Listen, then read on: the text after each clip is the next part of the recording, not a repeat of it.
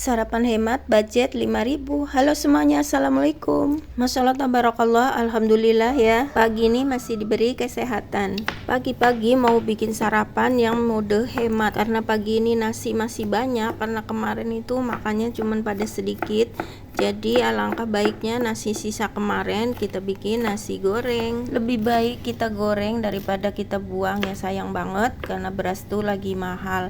Walaupun sekarang sudah turun harga beras, tetap aja kalau untuk kebutuhan sehari-hari berasa juga ya bun kalau kita beli beras harga sekarang. Apalagi yang keluarganya banyak, pasti berasnya nggak cukup 1 liter dalam 1 hari.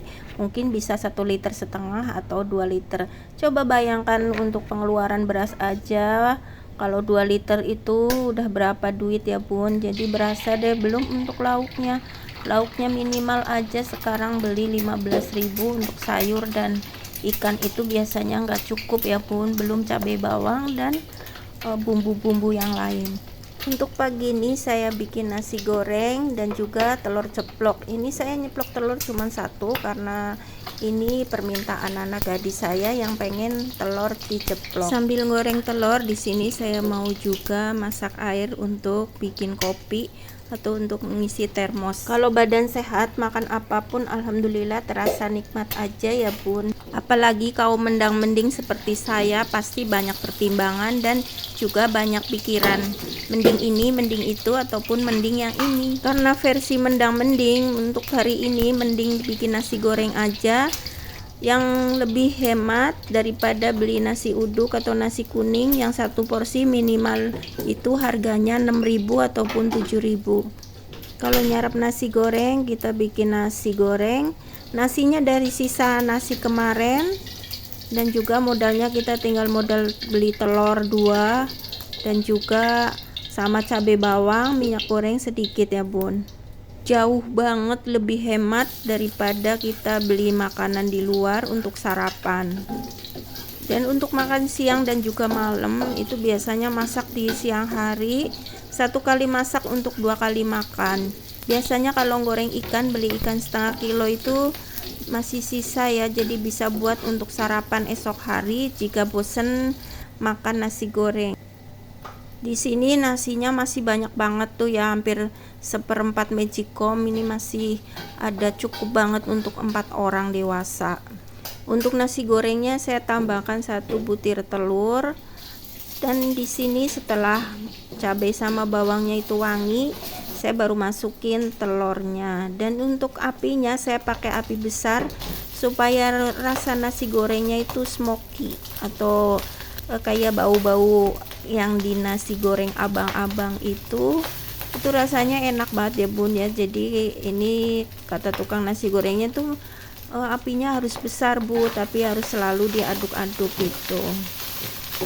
Dan di sini saya aduk-aduk terus sampai bener-bener tercampur rata antara bumbu-bumbunya ya bun. Karena ini nasinya agak keras gitu ya, karena kan ini nasi dingin ya. Kalau saya masak nasi itu nggak selalu saya colokin gitu ya di magicom, jadi kalau setelah tanak nanti saya cabut aja gitu. Dan di sini saya pakai bumbu garam dan juga pakai gula putih sedikit ya, supaya nasinya itu nggak asam gitu. Biasanya kalau nggak pakai gula putih itu nasinya itu rada-rada asam gitu. Dan juga saya tambahkan ladaku. Ini pakai ladaku lumayan juga ya, kayaknya 1/4 bungkus itu karena sisa. Dan di sini saya tambahkan bumbu kayak bumbu kari yang untuk masak gulai gitu ya, masak kambing namanya. Ini bakalan enak banget rasanya, itu kayak nasi goreng kambing atau kayak setengah kayak bau martabak gitu deh. Ini enak banget, pokoknya kalau ditambahkan itu nasi gorengnya itu jadi beda rasanya. Bunda-bunda di rumah boleh coba, itu saya beli di tukang sayur yang khusus itu ya, ada bumbu kering gitu ya, bumbu rempah-rempah gitu ada itu di situ. Jangan lupa, biasanya kalau di keluargaku tuh kalau bikin nasi goreng itu harus pakai kecap, karena kalau nggak pakai kecap katanya bukan nasi goreng, jadi kayak nasi orak-arik aja gitu. Dan di sini supaya lebih gurih saya tambahkan sedikit micin, karena biasanya kalau nggak pakai micin karena udah kebiasaan ya lidah kita pakai micin itu kayak ada yang kurang, tapi di sini saya pakai hanya sedikit saja karena kan kalau banyak-banyak juga nggak bagus ya bun ya. Dan di sini karena warnanya kurang pekat, saya tambahkan sedikit lagi kecap manis karena anak saya itu pada doyan yang manis gitu ya kalau nasi goreng itu, jadi saya tambahkan di sini sedikit lagi. Dan alhamdulillah untuk nasi gorengnya sudah matang ini dengan modal yang minimalis banget, mungkin modalnya kurang lebih hanya 5.000, cukup untuk sarapan sekeluarga. Jadi ini udah bener-bener hemat dan juga lebih praktis karena kita nggak perlu pagi-pagi itu keluar rumah nyari makanan ataupun nyari sarapan ya, cukup di rumah aja. Dan kita bisa menghidangkan masakan untuk sarapan di pagi hari yang lumayan enak, anget-anget di saat pagi menjelang pada beraktivitas. Dan di sini anak saya mau sarapan pagi karena ini udah mau berangkat ke sekolah ya. Di sini saya mau sarapan juga. Nanti sambil nunggu airnya masak karena tadi saya masaknya banyak tuh 1 ketel ya. Jadi lumayan agak lama.